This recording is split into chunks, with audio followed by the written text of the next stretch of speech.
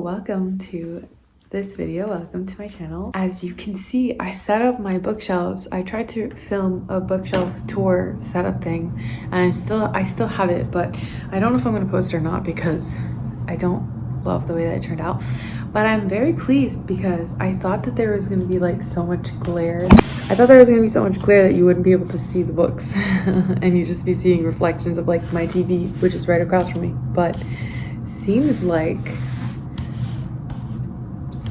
you can't really see, like you can see a little bit, but you can see the books more than I thought you could. We are here because we're filming, or we're going to be reading the continuation of Harrow the Ninth. Since that last video, I think the last like solid update that I gave you guys was from like 32% or something like that, and then I had read a little bit, but I didn't really talk about like anything that had happened because I had read so little since then. I thought by the end of the video that I had reached like halfway point. I'm actually 41% of the way through, so I'm on page 240. Let's talk about it, actually. Let's talk about it before we continue reading it. I'm still enjoying it, and I feel like I keep saying that to the point where it might sound like I'm not enjoying it because I'm saying it so much, but I really am. Every time I sit down to read, it's like enjoyable / like it passes. You know that feeling when you read but you don't feel like you're reading, you feel like you're in the story? That's how I've been feeling reading this. It's so long that like it is taking me a little bit of time to like get through. The other thing I will say about this book compared to Gideon the Ninth is that it feels like the pacing is a little bit slower. I feel like I'm constantly being like led on because I just want to know at what point is Harrow going to get her memories back, because if she doesn't get her memories back, I personally don't want to read anymore. Like, I'll finish this book, but I won't continue the series if Harrow doesn't get her memories back, because I don't care for this version of Harrow, okay? She's not herself. The last couple things that have happened that I like remember off the top of my head, I literally read a little bit last night before going to sleep, but the last things I remember is that is actually really crazy. So Ortis the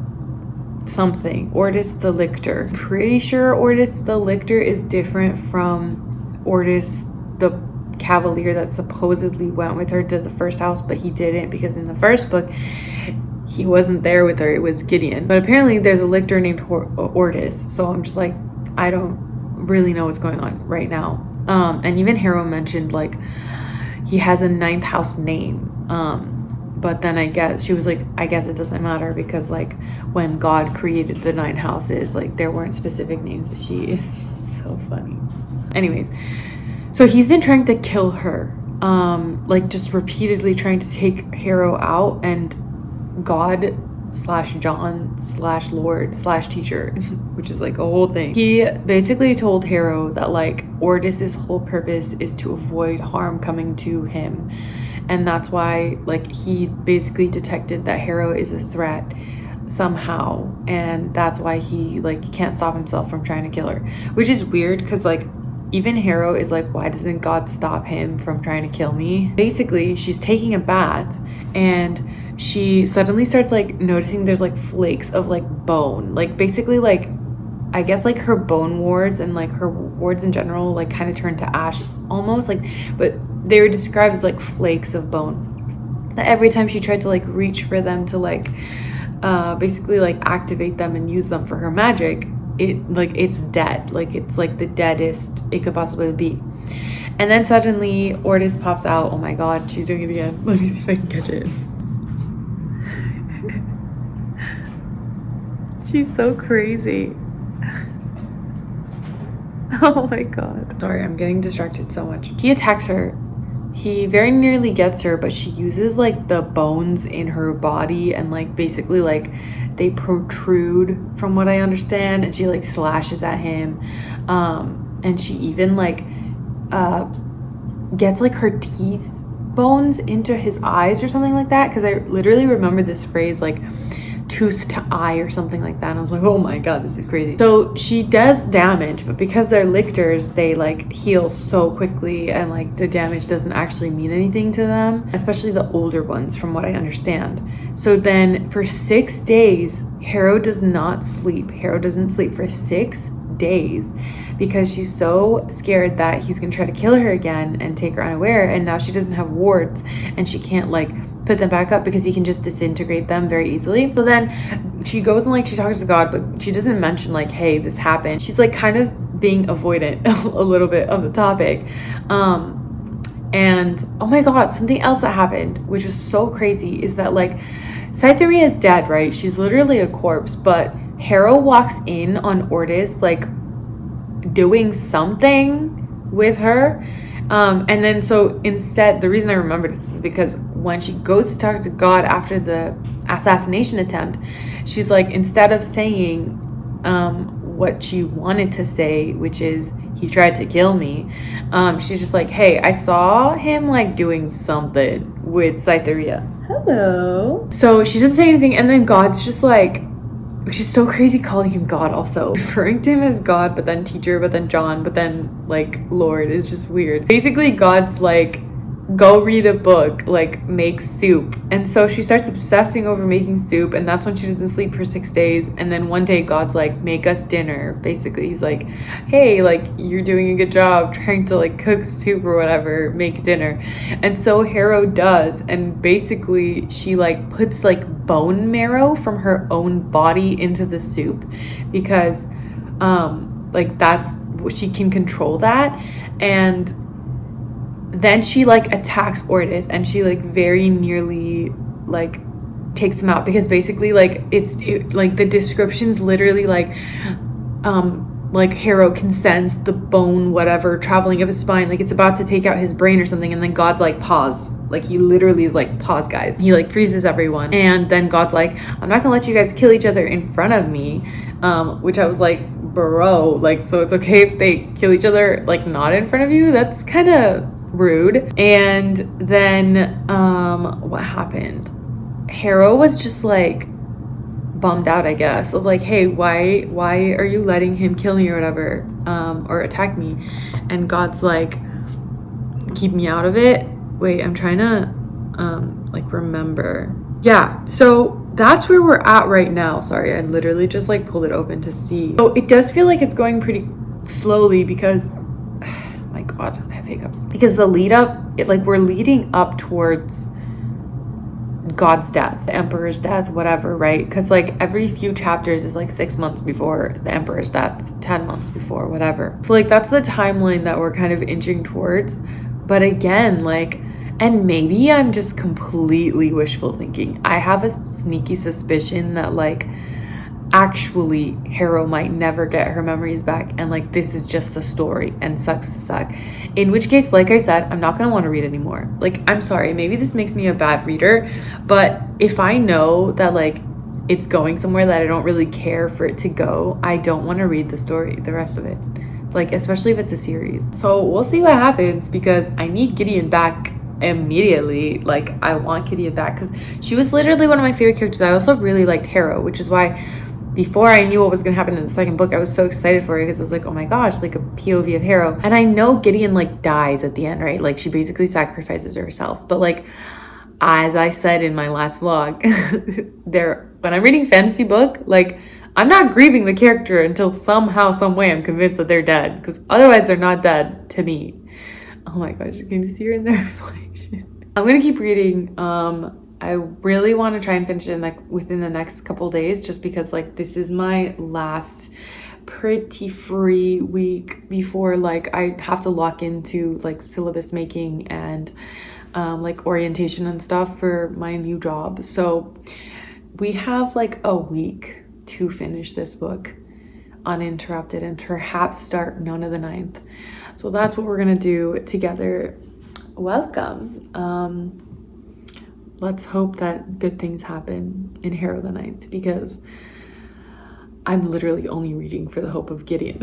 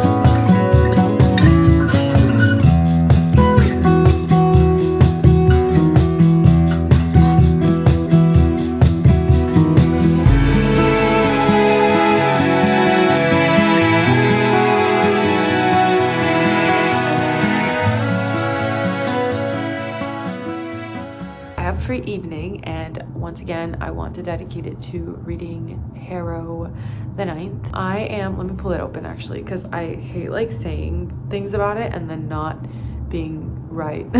So I don't know if I showed you guys, but I got this new sticker and this new sticker.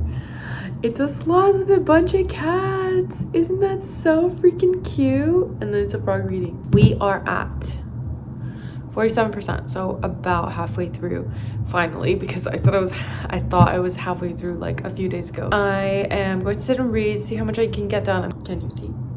You should be able to see. Wait, there's a focus. Okay, 47%. Let's see how much we can get done. It's 7:40 p.m. By the way, my time on the top of my Kindle is still Eastern because I refuse to turn it to the other one. That's probably part of why my sleep schedule is so messed up too, because my brain's like kind of confused looking at my Kindle and then looking at my phone screen. Also, I had a headache earlier today, but I've been drinking a lot of water, so hopefully we're doing better.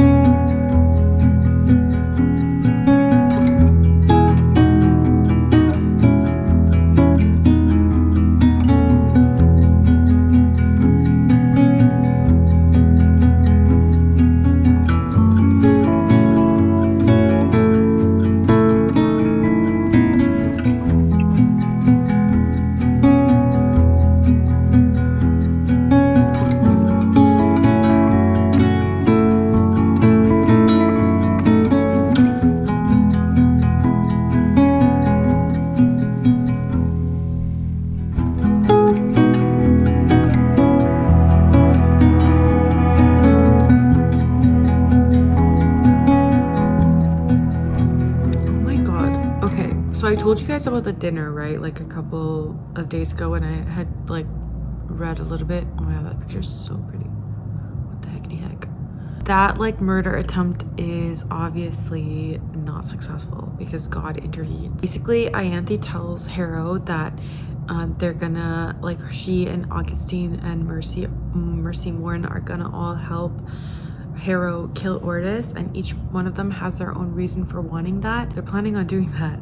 And Augustine's gonna distract God while Ianthe and Harrow move to like kill Ordis, because apparently he's gonna go to like the training room after dinner. Mercy Morn comes into the room and she's like, yo, what the heckity heck is going on? And Augustine says Dios apate, which means God approves. Whatever the heck that means. I guess like she realizes what it means. Then Mercy Morn just hits him, like punches him in the face, and all of his teeth fall out. He gagged, doubled over his washstand, and ejected a mouthful of teeth. A tumbling, plinking bowlful. He held his hand over his red and dripping mouth and closed his eyes, and after a few moments straightened back up, a trifle grayer, running his tongue over his regrown incisors. So she punches all his teeth out, and then he just immediately regrows them. That's so crazy. This is why I think this book, and like the first one too, would be so good for like fall time, because like, what do you mean? Like, the like imagery and the like just the vibe of the whole book is so crazy, because like you just constantly have this imagery of like mostly bone, obviously, because Harrow specifically is like a bone necromancer. Just in general, there's a lot of like blood and skeletons and flesh and whatever, which like really is like such an interesting vibe for a fantasy. Like, at least I've never really read anything similar to this, which is probably why I'm so taken by it. I'm gonna keep reading. I didn't read very far, but I just wanted to show you guys like what I mean by the tone of this story. They're talking about Cytherea, who died in the first book. Mercy Morn's the one who's like, oh, I think I kind of miss her actually. And then Augustine's like, I don't. Who would have had to suffer her favorite conversation of who had the hottest cavalier? Harrow was the hottest. And then God's like, agreed. John, you dog. An absolute bombshell, said God. He looked deeply into Augustine's eyes, took another slug of wine, and then said in graveyard tones, though maybe not quite such a bombshell as your mother. LOL, like what the heck? What the heck is happening? Oh my god, not in front of the children. Guys, we have an update. Okay, I fixed my scarf, like I changed it because this is easier to wear, especially if I'm gonna be recording. Camilla is back, which I'm so excited about because she was one of my top characters from the first book and I was waiting for her to appear. I'm literally at 53% because I keep getting distracted and doing like other things. I'm assuming that Corona Beth, Ianthe's twin sister, is gonna show up soon. Like that would be my assumption.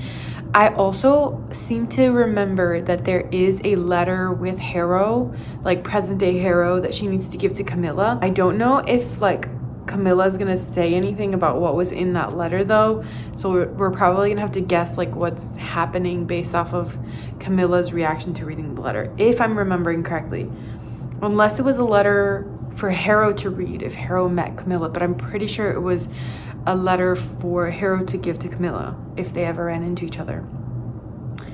So I'm actually, oh wait, hold on. Okay, guys, I swear to God, I did not like read ahead and say that. I just like glanced at it because I was trying to check. It says, if met, to give to Camilla. I read ahead. So I literally read these lines. I saw your corpse and then, well, blah, blah, blah. But right now when I was turning the screen on, I saw if met, give to. Okay, so I was right. So we're giving a letter to Camilla. I want to know. I bet you anything the letter literally says like, don't acknowledge Gideon to me. I just want her to remember Gideon. This is all I'm waiting for. Okay, anyways, I'm gonna lock in. Hopefully try to lock in. This is not a toy moosh. Do you want to read? I felt like my scarf was falling off, so I just decided to like untie it, but like I look like a nun. In the best way also, just by the way, I'm not trying to say anything. There's nuns in this book. Anyway, she's actually, I'm pretty sure Harrow is a nun. Anyway, I'm getting distracted. What was I saying? Oh yeah, so I don't know if it was in this vlog or the last one where I said like, I think it was this one, that like most of the characters that I was interested in pretty much died in the first book. The first one that I was interested in was obviously Gideon, because you guys know how I've been fiending over her. Camilla was also one of the characters I really liked, obviously because she like became friends with Harrow and Gideon like at the end of the last book. So I'm really hoping, bro, I just need to know what happened, because I know, again, I know Gideon technically died at the end of the first book, right? Because she like sacrificed herself. However, this is a fantasy book and people could be alive still. Like, I'm literally, it will be so sucky if she's actually dead. This is the thing about me. This happened to me when I was reading the Poppy War trilogy as well. I don't even know if it's not the trilogy. The Poppy War series. I don't even think I read the final book in that series, but I literally did not accept a certain character's death until like a full book later, and I was like, oh. But I'm hoping that like Gideon is actually not dead, guys. Like, I don't think you understand how I feel, and maybe you do. I need to know that Gideon is not dead.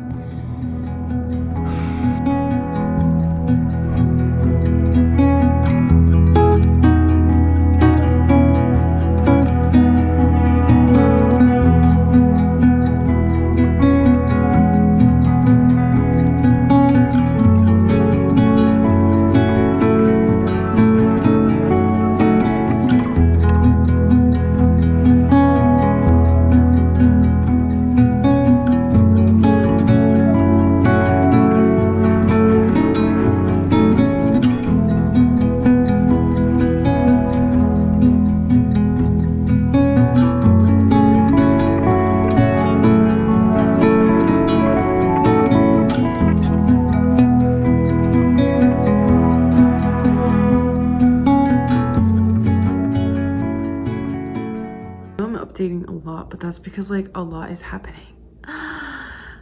because Camilla came back, like I said. And then she gave Harrow a skull, and I was like, oh no, confirmation of Gideon's death. But it's a male, early 20s, maybe 8 months dead. Thank God.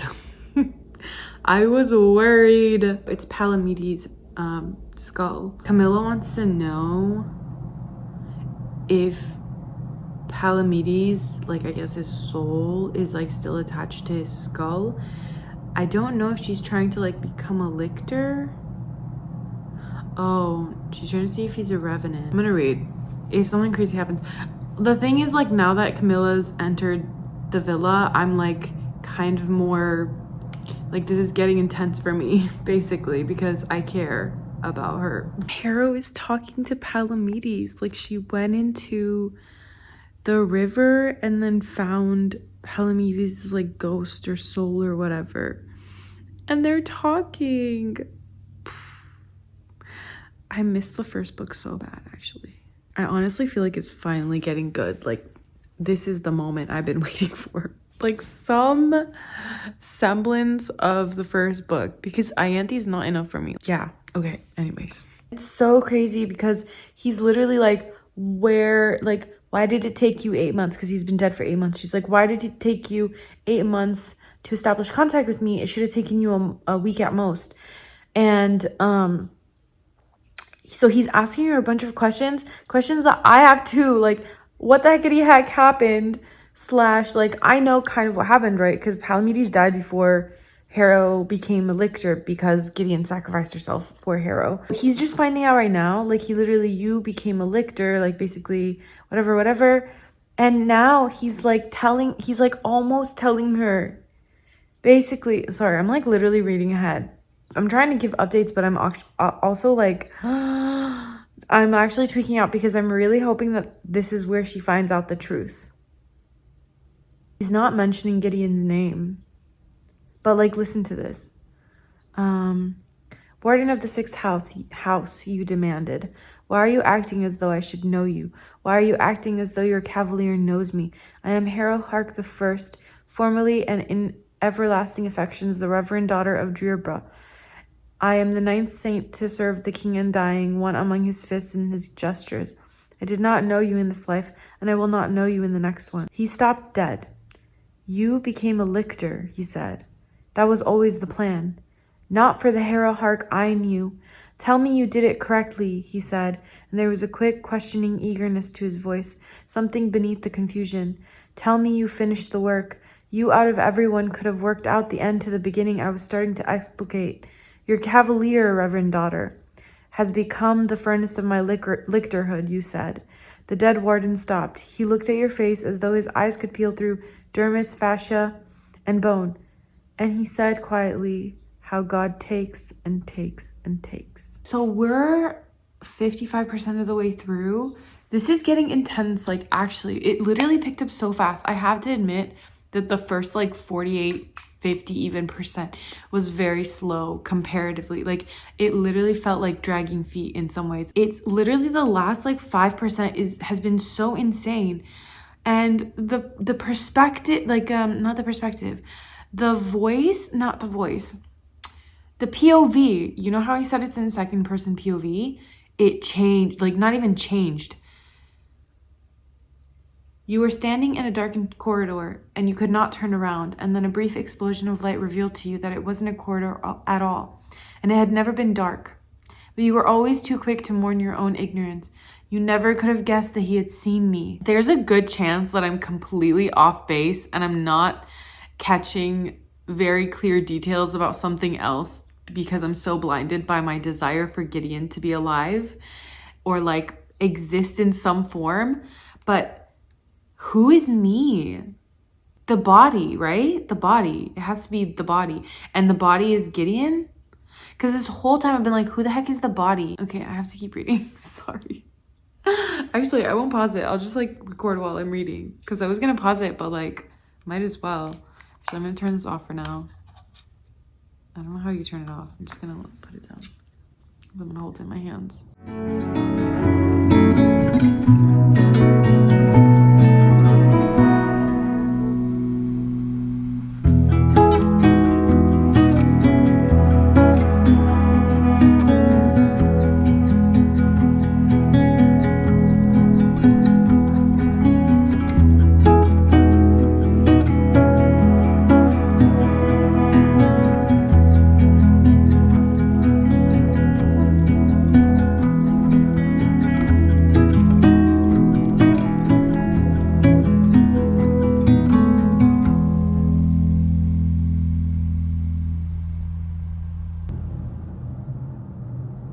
Wait a second.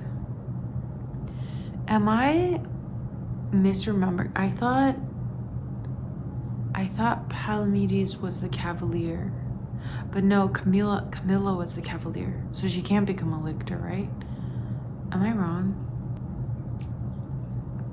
Guys, they're all back. Not all of them. Hold the heckity heck on. Hold on. I think Gideon's actually dead. So there's like a hatch. They open it, or like Camilla opens it, and there's it says like there's 3 people in there. It literally says the 3 inhabitants stared back at you. The first one is Captain Deuteros. The second one is Cronabeth. The third staring inhabitant was not a person. It was an enormous flimsy poster in a chipped frame, the only sign of decoration in that untidy little shuttle. A head and shoulders photograph of an unsmiling, adamant person, an all assumption a woman, stared fixedly at you as though calculating how much effort it would take to snap your neck. She was dressed in black to the chin, and her red hair curled thickly about her neck and shoulders. Thick, itchy streams of blood began to ooze down your sinuses. I keep reading ahead because I can't stop myself. That portrait frightened you more than anything you had seen since becoming a lictor. It scared the irresolute piss from your body. Yet you had never seen the face before in your life. Yes, you have. Yes, you have, Harrow. Then she has a letter that says, to open if you meet Judith Deuteros. You translated without conscious thought. Letter number 12 of 24. If you meet Judith, silence her. Kill her if necessary. You took out a second letter to be sure, although this one was in plain script and you had read it already. Protect Cronabeth Tridentarius at all costs, even if this endangers your life. This is so funny, bro. Oh my god, look. So that's the letter, right? It says like, don't cause her pain. And then there's a PS, or any pain at all. PPS, I cannot guarantee the total absence of pain. PPPS, there must be a total absence of pain actually. PPPPS, we have jointly agreed on as little pain as may be achieved via the fullness of necromantic effort. And then end in the first, XOXOXO. Oh my god. Can I just say, this is the moment I've been waiting for. Answers. Answers. Answers. I truly fear, though, that this might mean that, like, Gideon actually is, like she's actually dead. I feel like the poster is kind of a confirmation, because but if she's dead, could we get her back? Like, is there a world in which we revive her? Just saying. It's fantasy. Anything can happen.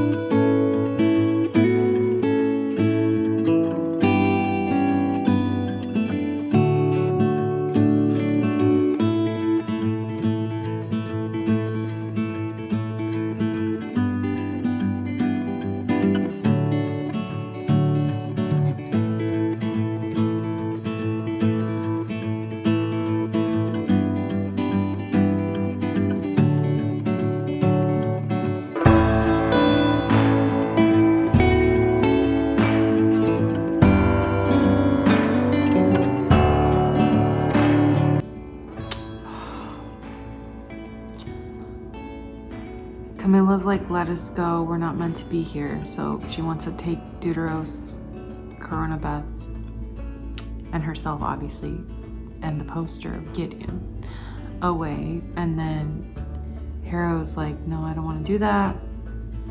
And then Camilla evokes the rock that has never rolled away. Let us leave. Tell no one we were here. Don't ask any more questions. We're not on the same side anymore, Ninth. I owe you everything. But things have changed. I'm sorry if that helps.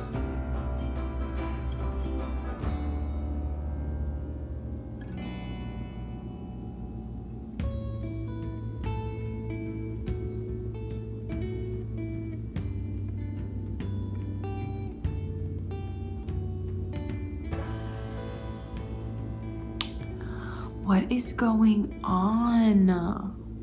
I'm so upset right now. I hate the side that she's on. Freak God. Like, actually freak God. What do you mean? I'm sorry. I don't even know, like, what these people are up to. But they're meant to be their ride or dies. Like, what do you mean you're letting your ride or die go? Like, Camilla... I don't know how I feel about Corona Beth. Honestly, I think out of the three of them, I like Camilla the most. But I'm actually so bummed out right now. I'm so bummed out right now, actually. And I'm gonna keep reading. Like, I'm genuinely gonna keep reading. But I'm gonna stop recording for a little bit because I keep yapping and, like, disrupting myself. It's literally so funny because when I'm recording, like, the thoughts that are in my head, I verbalize them because I'm like, okay, I have something to, like, react to. Although I do react even if I'm not recording sometimes, like if I'm actually upset and I need to like think about what just happened. Who the heckity heck is the blood of Eden? Like...